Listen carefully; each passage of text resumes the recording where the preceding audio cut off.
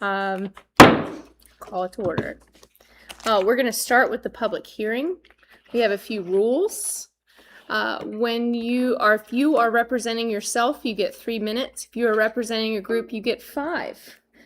Mr. Ernie Reed here will be my timekeeper. When you have 30 seconds left, he will raise a sign that says 30 seconds. When you are done, you will see stop. You are done. We ask that you remain respectful. When you come up, when your name is called, please state your name and address before you address the board. Is Candy going to present before we do the public hearing? Candy will do her presentation and then we'll open the public hearing. Thank you for that. I know, I saw it. I did that a lot. It's German too. It says. Just gonna hydrate over here. Okay, good evening, everyone. I will start my presentation here just by doing a quick review of the reassessment process. Statutory authority to perform reassessments in counties is State Code Section 58.1, 3252. The county is currently on a 4-year reassessment cycle, and our last reassessment was effective January 1st, 2022. A reassessment is the process of revising the assessed value of real estate property to keep the values consistent with what the property is worth on the open market or its fair market value. It ensures that the real estate tax burden is distributed fairly and equitably among property owners based on current market conditions. For our 2026 reassessment, that's effective January 1st, 2026, 16,613 parcels were assessed. This was conducted by Walker Eads Appraisal Group, who was in the process acquired by Vision Government Solutions. They conducted the reassessment from October and November of 2024 through October and November of 2025. Notices of assessment were mailed out to property owners in November of 25. Informal hearings with assessors were held then in December of 2025. Our reassessment book was certified by the Department of Taxation December 31st, 2025, and is effective January 1, 26. Board of Equalization hearings were conducted in March of 26, and they have scheduled dates now for May of 26. So the overall change in real property values from 2025 to 2026 was 26.6%. This increase includes tax-exempt property values and values before any land use valuations are applied. The change in taxable real property values from 2025 to 2026 was 31.5%. Keep in mind, individual property taxes may, however, increase at a percentage greater than or less than the above percentages. And here you can see the difference in the values between 2025 and 2026. The increase in the total adjusted values is $1,022,402,100, or 31.5%. And here we're looking at the differences between the 2026 and 2025 taxable values. The increase in that tax levy from 25 to 26 due to that increase is $6,645,614. Again, 31.5%. This is a tax equivalent increase at 65 cents per $100 of value of 15.58 cents. The value of the 2026 penny in real estate is $426,540. The calculated real property tax rate that would effectively equalize the increase in values is approximately 49.5 cents per $100 of value. Okay, now we'll begin the section about real property tax rate. A proposed real property tax rate of 58 cents per $100 of value was authorized for public hearing by the Board of Supervisors on March 18, 2026. This is an effective 17.33% increase. Pursuant to Virginia State Code 58.1-3321, a public hearing will be held when the general reassessment of real property by a county, city, or town would result in an increase of 1% or more in the total real property tax levy. Notice of any public hearing pursuant to this section shall be given at least 7 days before the date of such hearing by the publication of a notice in at least one newspaper of general circulation in such county or city, and a prominent public location at which notices are regularly posted in the building where the governing body of the county, city, or town regularly conduct its business. Pursuant to this, notice was given in the April 2nd edition of the Nelson County Times, also posted at the courthouse entryway and the county's website concurrently, thus providing 14 days notice prior to the public hearing.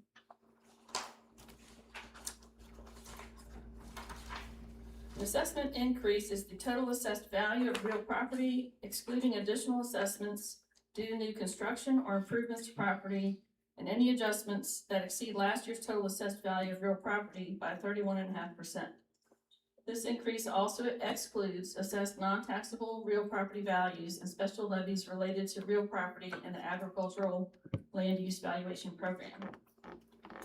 The lowered rate necessary to offset increased assessments is the tax rate, which would levy the same amount of real estate tax as last year when multiplied by the new total assessed value of real estate with the exclusions mentioned above. This amount would again be 49.5 cents per $100 of assessed value. This rate is known as the lower tax rate. Okay. I'll now talk about the effective rate increase. The County of Nelson proposes to adopt a tax rate of 58 cents per $100 of assessed value. The difference between the lower tax rate of 49.5 cents per $100 of assessed value and the proposed rate would be 8.5 cents per 100, or 17.33%. This difference is known as the effective tax rate increase. The 17.33% effective tax rate increase, would be effective January 1, 2026. This 17.33% represents an average appreciation in market value per year of 4.33% for the past 4 years during the reassessment period. Oops. All right. Again, individual property taxes may increase at a percentage greater than or less than the above percentage. Also want to note for any tax rate lower than 65 cents per 100, owners of property in the county's land use valuation program will have a reduced tax obligation. We also have to notice the proposed total budget increase based on the advertised tax rate. So based on the proposed real property tax rate and changes in other revenue, the total budget of the County of Nelson would exceed last year's by 8.21%. The public hearing on the county's proposed FY27 budget is authorized for May 12, 2026, and will be publicly noticed and conducted pursuant to Virginia State Code 15.22506. The proposed tax rate of 58 cents is anticipated to provide an equivalent of about $3.6 million in new real estate tax revenue. This $3.6 million is new revenue in tax year 2026 and remains part of the real property tax base in each subsequent tax year before the next reassessment. That's assuming the tax rate remains at 58 cents over the next 4 years. So I thought I'd take a moment and just note how it's important that people realize this revenue is allocated budgetarily for recurring expenditures, i.e. the expenditure base increases. The unallocated funds decline on an annual basis in the subsequent years. So if you look at a personal example, if you get a raise of $200 and your health insurance expenses increase $100, the following year, you're only going to have $100 left of that $200. So moving forward, your available revenue is only the $100, not $200 again, if that makes sense. The Board of Supervisors has indicated its intent to maintain its practice of setting a real property tax rate that's in effect until the next real property reassessment. That's currently scheduled for 2030. However, this is subject to annual consideration by the board.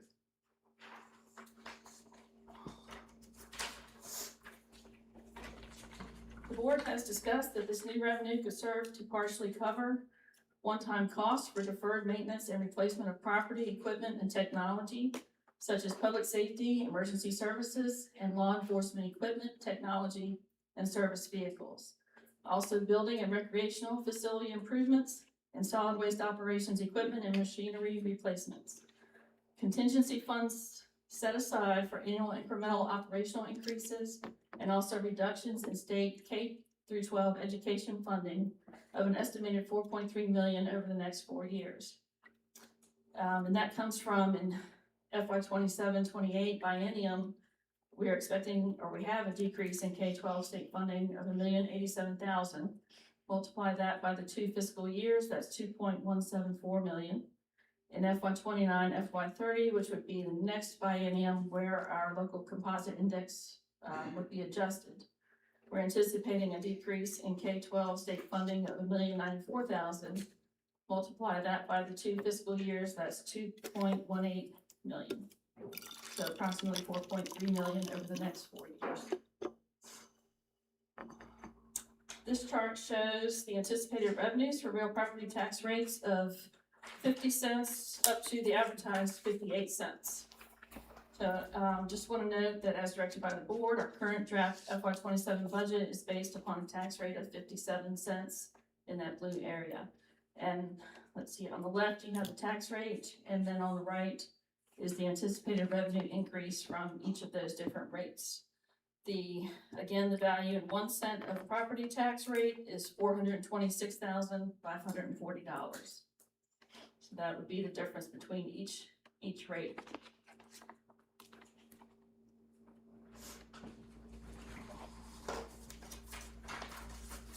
I wanted to take this time to just bring some awareness to our current authorized real property tax relief programs.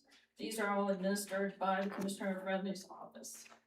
We have elderly and disabled tax relief programs. Eligibility includes residents who are 65 years old or permanently and totally disabled as of May 15th of the prior year. An application is required, and there are qualifying income net worth criteria that apply. We do have disabled veterans and surviving spouse real estate exemptions.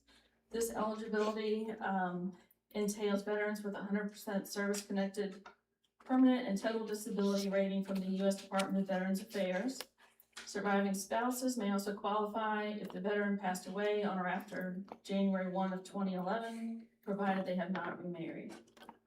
Surviving spouses of U.S. Armed Forces members killed in action also get an exemption. There's an application that's required for this, and also other qualifying criteria apply. As mentioned before, we have the land use assessment program, and this encourages the preservation of agricultural, forestal, horticultural, or open space land by taxing it based on its use value rather than its market value. Eligibility for this program, there's a 5-acre minimum for all uses except forestal, that has a 20-acre minimum. There is an application that's required, and other qualifying criteria apply.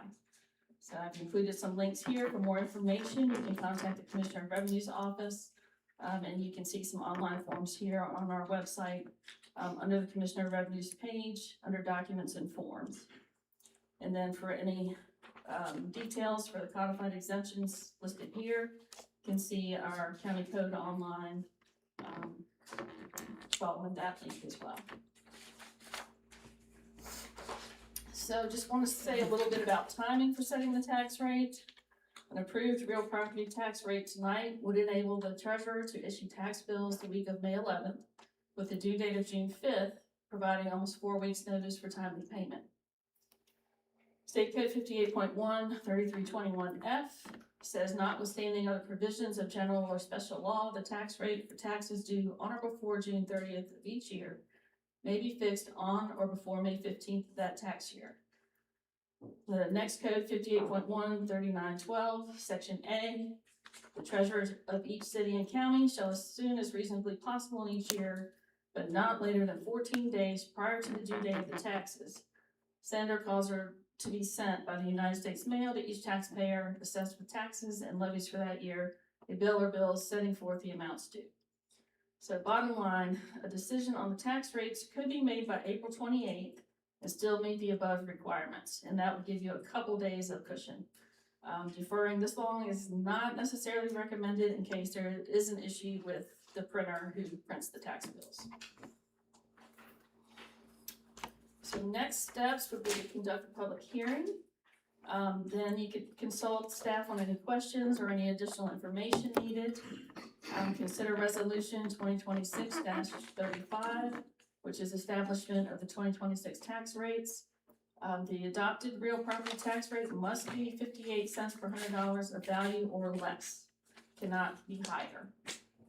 If consideration of adopting the resolution to set the tax rates is deferred, we would need to discuss setting a date for its consideration on or before April 28th in order to meet our statutory deadlines.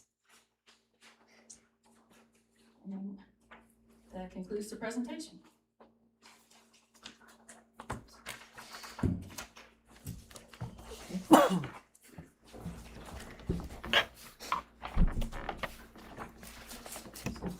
Thank you. Thank you, Candy.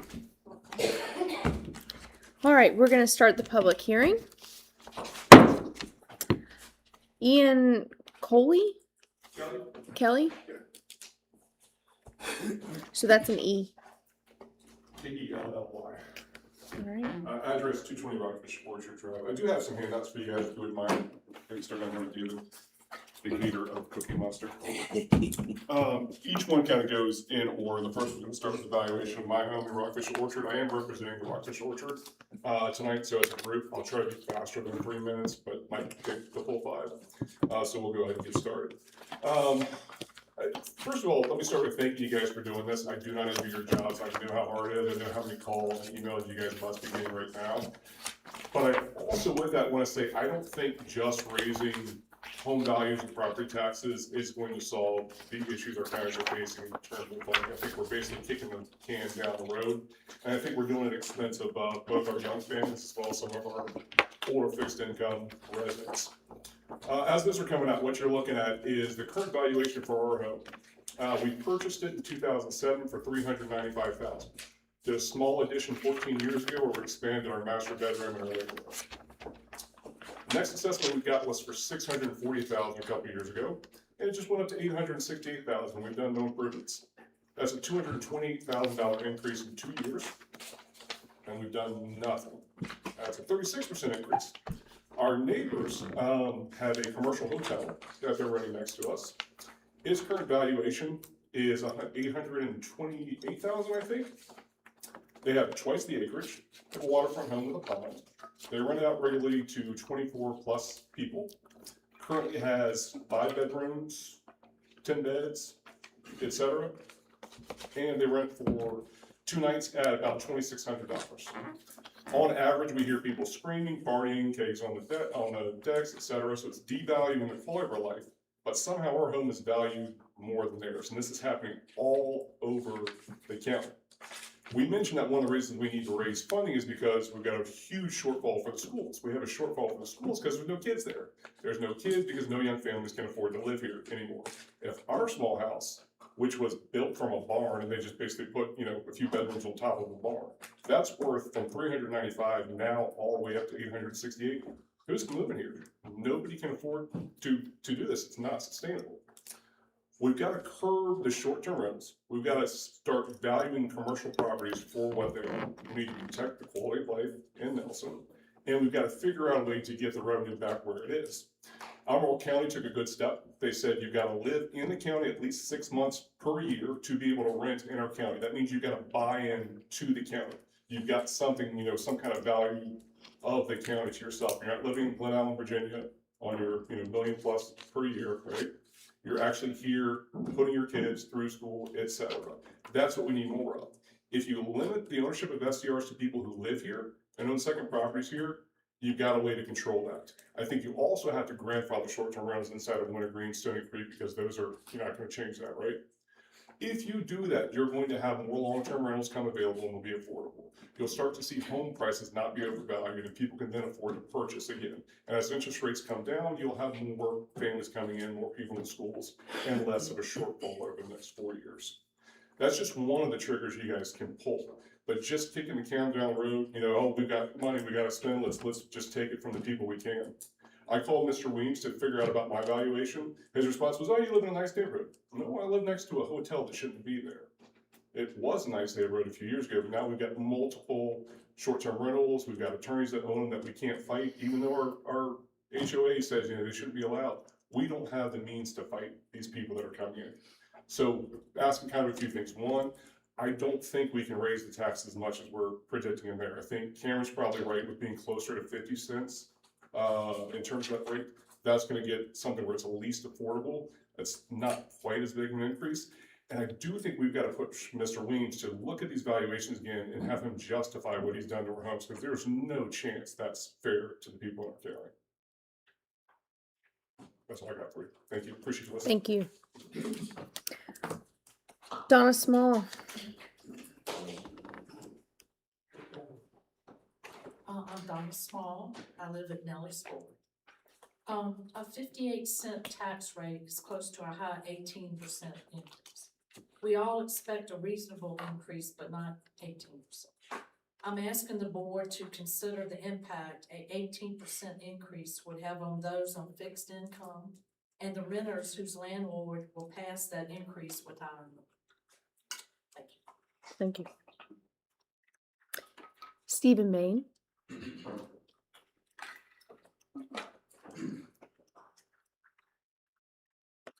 Steve Bain, 620 Far Not Climb, Nellis Ford. Proposed real estate tax rate of 57 cents would increase residents' real estate taxes by 16%, or $3.4 million annually, and $13.5 million over the next 4 years.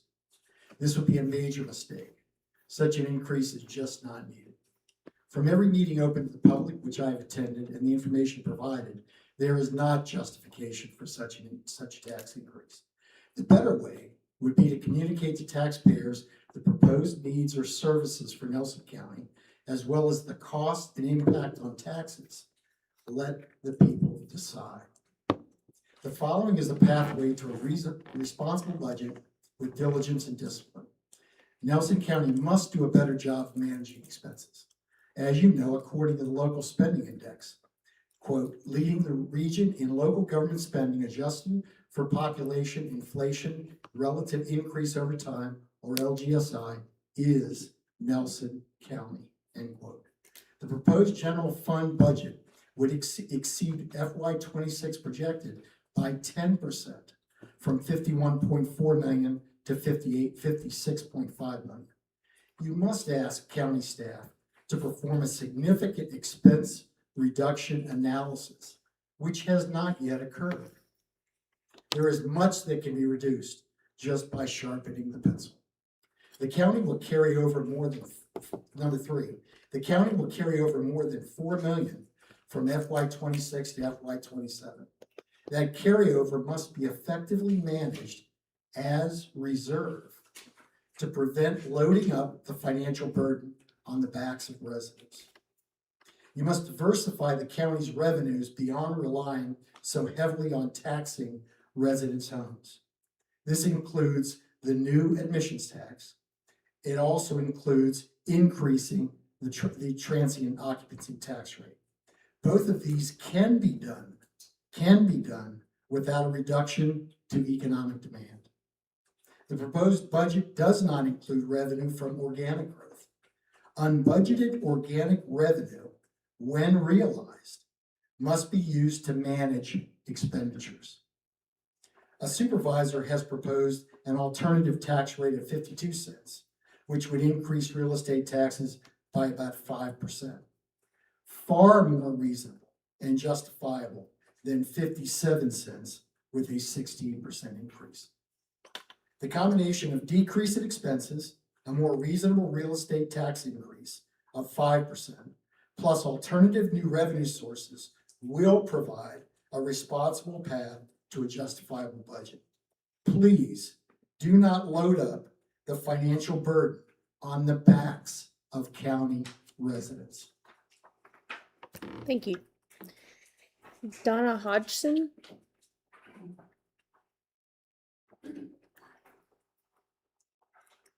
Hi, I'm Donna Hogston, 4365 Tye River Road in Amherst, Virginia. I have the Amherst address. I pay my property taxes here. I chose you guys for a reason. You guys have better taxes. I don't want to see us come up like Amherst. And the way things are running, I understand increases need to happen. But we, the small little people, don't need to feel it. It would really hurt us. I'm 60. I bought this because I wanted to retire.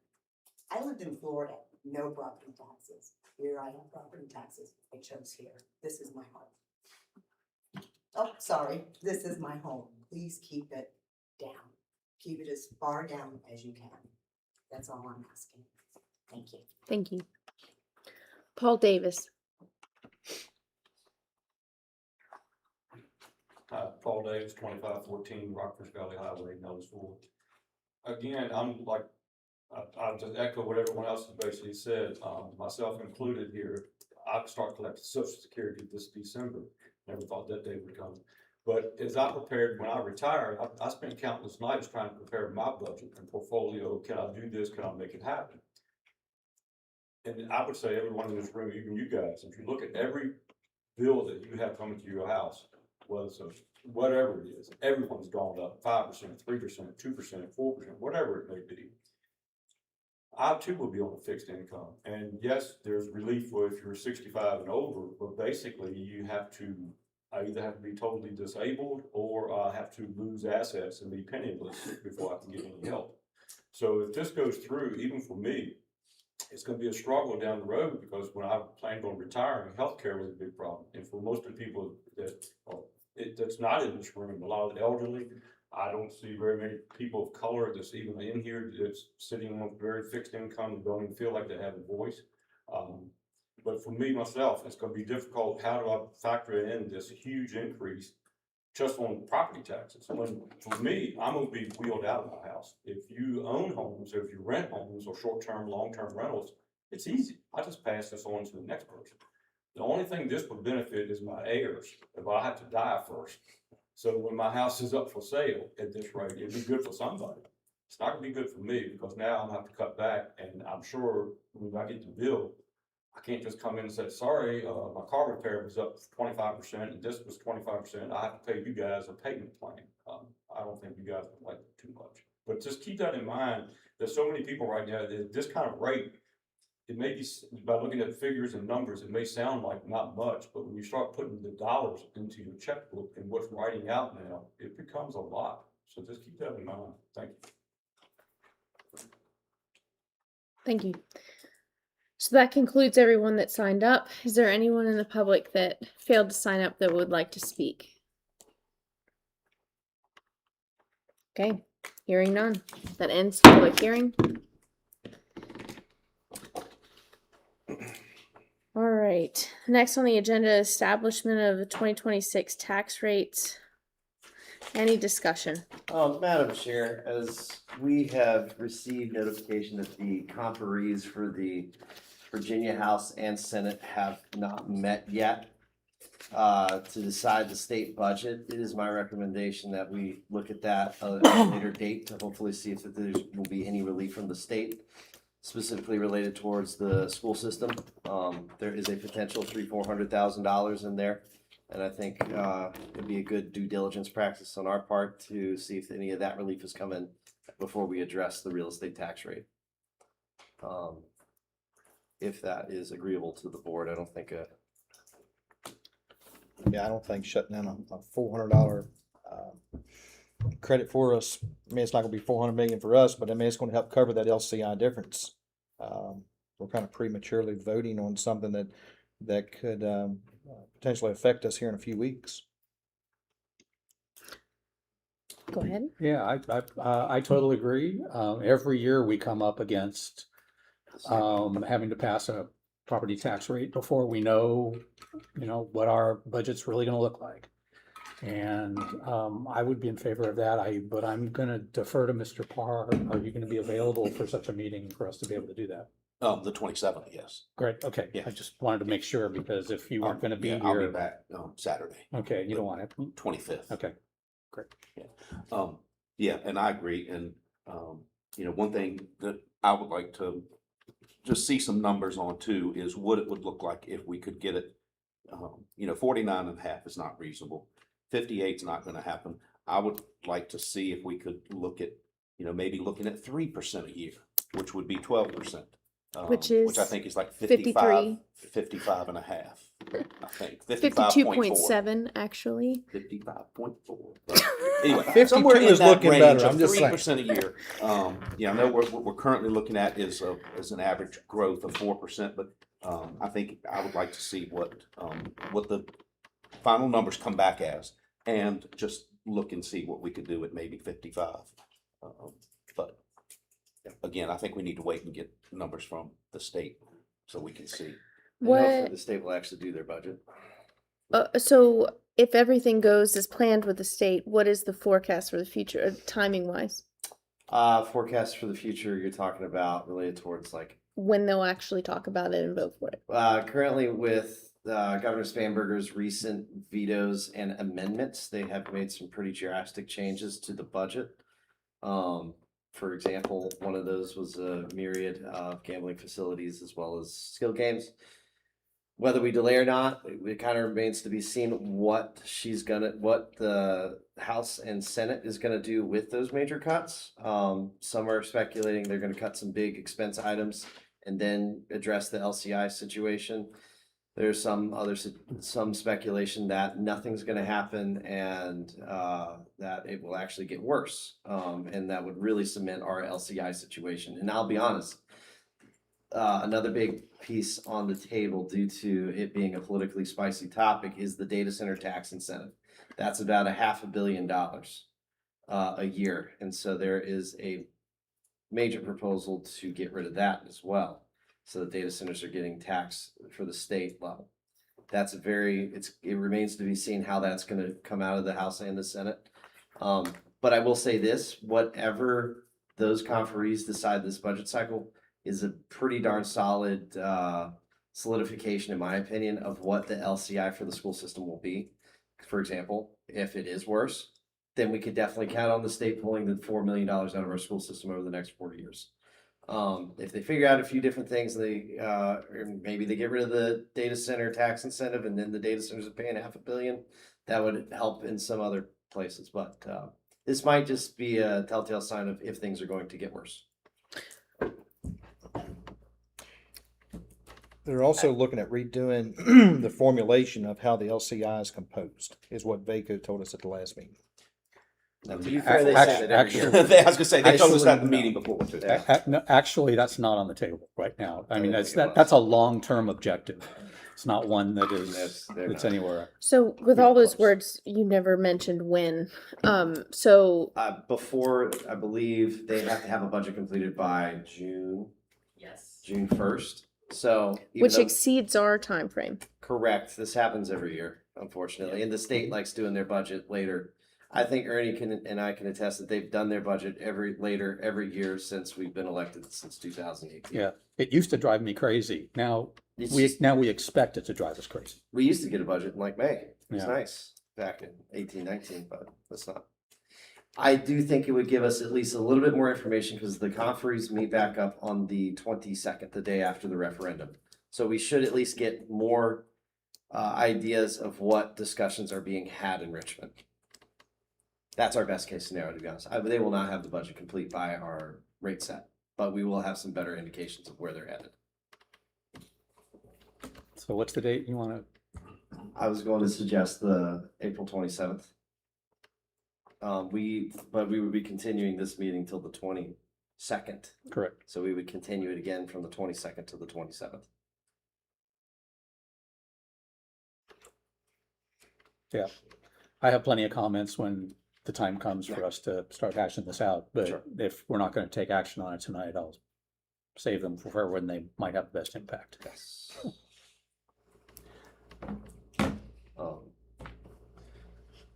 I'm just curious, Candy, you mentioned the annual consideration. You know, one thing that I'm very sympathetic to is the huge impact that a 4-year catch-up has on our residents and, you know, trying to make up for 4 years of level. And you mentioned annual consideration. Have we as a county ever looked at making small incremental changes each year rather than waiting till the new assessment to catch up at one time. Have we ever thought about, Are we talking about the reassessment process? No, setting a tax no, rate? just the rate? Historically, the board has not wanted to do that. I get it. I It's- mean, it's just hard, 4 years, and thank goodness we're not Amherst. What are they, 6? 6. Yeah. No. I mean, it's But completely up to you all. You yeah, can I adjust don't know. rates. I mean, that's a conversation for next year's budget, but it's just something to, I don't know. Yeah. It's hard to have to catch up 4 years at one time. You know. Mr. Reed and I on a regional basis have had not much more than just a discussion with surrounding localities about doing assessments and maybe pooling some resources to justify. Because for our example, I would probably say doing reassessments every year for a locality of our size is not It's needed. expensive. It's expensive. Yeah. We don't need full-time staff I mean, just to do that. There's a balancing point But between how much is it worth it and how much we actually Yeah, spend. if Nelson did it every 2 years, Buckingham did it every 2 years, and we figured out some way to scatter that, it could be beneficial. I think traditionally, when Ernie and I were on the board, it had been a tradition typically that the board used the appreciation to follow those 4 years and not do any tax rate changes. Obviously, we've had hyperinflation since 2018, or specifically in the 2019 to now. And it doesn't look like deflation is a thing, so. I know now we're talking about things that are not directly gonna affect what we're doing No. now, or the decision we'll be making in a week and a half, but, I also wanted to bring up, the possibility of a more aggressive, real estate tax relief. I followed up on the Q that Candy did, and then I went to the Virginia Code, and I found out that we do have lots of options for a more aggressive tax relief. In fact, there's options that we have to do that based on income and real value that are something that we could do to to have a reasonable tax rate that affects people that are more in a position to be able to do it, and people that are on much more difficult grounds would have a real opportunity to have their tax burden reduced. There's, when you mentioned in your slide about how a property tax is done because it's a basis of equity, I can't agree more. But the last part of that, of course, is based on current market conditions, and current market conditions are bonkers, as we all know. So, but that we don't have any control over that. And in fact, I just wanted to point out one thing. While it's true that we do have a reduction in our student population, overall, absolutely, the biggest problem we have with the LCI is on the current market rates. That's what causes 90% of that. Yes. So we happen to live in a county that is valued.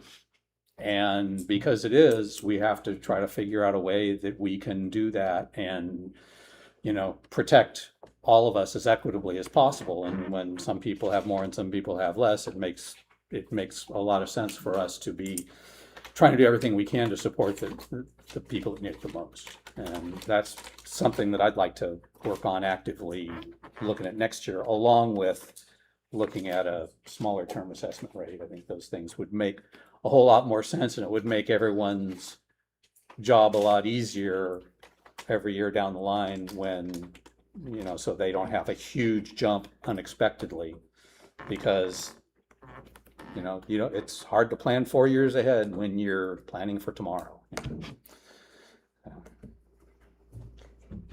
Candy, are commercial properties excluded from personal real estate tax assessments when they're doing the valuations? Are they excluded from? Like, I mean, they don't take those into into compares, do they? They do. They evaluate commercial properties. The same as they do personal properties? I don't know if it's exactly the same. I'd have to look at their evaluation methodology to be able to tell you that. I'm not sure. It's like the short-term They use rentals, the they same are sold process on a cap rate, like a commercial property is. Yeah, they don't take into consideration pro formas. So where they take consideration what the monthly revenue is, because they wouldn't have access, or one, they also don't have access to like. But they're able food to see lines. sale data on that. They could see the sale data on it, but they wouldn't be able to assess, so let's say they bought it in 2021 and they have 4 years of gross revenues. Mhm. They're not gonna be able, they wouldn't have access to those numbers to be able to make a pro forma to say what it's valued at on that cap rate you're talking about. But if it's sold, they would be able to see what the sale value of that property was, and that would go into consideration at that point, right? It could, yeah, it should, as long as it's sold on the MLS and they have access to the data. I mean, if you're talking about residential properties that are used for commercial purposes, That's it what I'm would, talking yeah, about. okay. Okay. I mean, when you said commercial, I'm thinking of Well, garage. STR or, is, you know, but if you're short-term talking rentals are about, you know, income like, producing, they were they're talking- commercial. yeah, then it's a comp. I mean, they don't look, you know, let's say you've got a ranch that is used as a commercial rental, and you've got a ranch that's somewhere that you've been living in for generations, you know, then they don't differentiate between those two. The sale price might be different because That's what I this was one's, getting at, because I yeah, think but it's that's, based on the comp. The sale price is what's the basis. Yeah, is that what you asking? it's kind of what I'm asking there, yeah. But I think it's kind of driving up the valuations of Oh, houses in of course Athens. it is. Yeah. And Absolutely. should I mean, should they be hit the nail on the excluded? head. Should they be excluded from this when they're doing these I reassessments? don't think they have. Well, but can you exclude those from the market when my 28-year-old is going out trying to buy a house? You know, I know I bring this up all the time, but we have to be thinking about the next generation. And, you know, Jessica, your kids, before you know it, they're going to be in the housing market. You Yeah, know, but my and kids aren't gonna we be able to have afford to, yeah. I mean, $835,000 house for- concerns me every day. Yeah, one of the other things that's one of those unintended consequences is that when you have a relatively low property tax rate to our benefit, right? Yeah. When that happens and it's significantly less than the surrounding counties, what happens is People that move all of a to sudden- Amherst. Well, what happens is it becomes much more attractive for investment properties, and when you're, because they're paying less in property taxes. So you're competing with people that are looking at investment properties for people to try to buy properties that you know, for your daughter. There's an increase in TOT tax. There are We're all revenue rules things and we can taxes. talk about, but we got to deal with this one. we need, yeah. When we're talking future revenues, Yeah. we've got options. So when do we talk about future revenues? Because in my opinion, if the board is unwilling to diversify revenue streams, then my tax rate is higher. Well, Does that make sense? Right, but we can't do that between now and the time we sign off on a budget now, because you have to have public hearings and all those kind of things and ordinances that will allow that to happen. So it can't be The before. discussion can happen. Well, of course it Yeah. can. The execution takes time. I'm happy to have those discussions, and we could even make commitments for what we might do in the future between now and then. Well, But no they're offense, not- I don't trust a commitment until a vote happens. Sure. Oh, I know, Well, I know.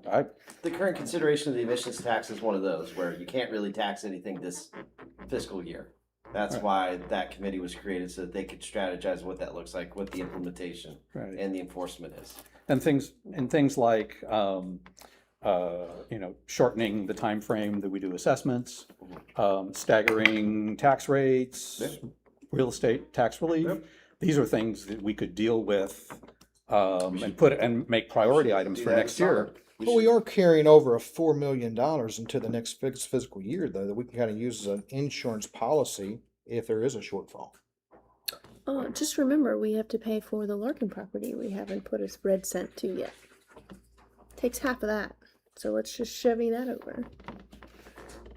So, let me just, speak to that $4 million that we're carrying over. Those are all one-time monies that would not be for recurring items. So that $4 million is covering right now in the budget, $2.3 million in capital outlay, $415,300 in non-recurring contingency. And then we've got about $730,000 in miscellaneous carry forward revenue and non-recurring costs. And also, we have budgeted the employee bonus in that amount, and also a portion of the EMS vehicle cost is coming from the fund balance. That's about $688,000. So that 4.3 million is all for non-recurring things. There's, All right, so we're gonna I would, yeah, get together on the 27th and hopefully, yeah, go to the 22nd and then we continue it to the 27th. what's the 22nd? Another meeting. The joint meeting with the planning commission on the zoning ordinance. That's I a won't be there. Wednesday, next I won't be Wednesday. You won't be there. Okay, 27th is a Monday. Yeah. I hate to do this to you, but I would love it to be after 4:30 so I can work. I think that's reasonable. No problem. uh, It makes sense to have it, at 7 o'clock so people can attend it. yeah. I've got no issues. Yeah, I with just that. assumed it was gonna be. Yeah, Yeah. so, all right. I don't, other than just this board's consensus, we'll be just continuing this meeting to the 22nd, I would imagine. Yeah. Okay. We have other things on the agenda.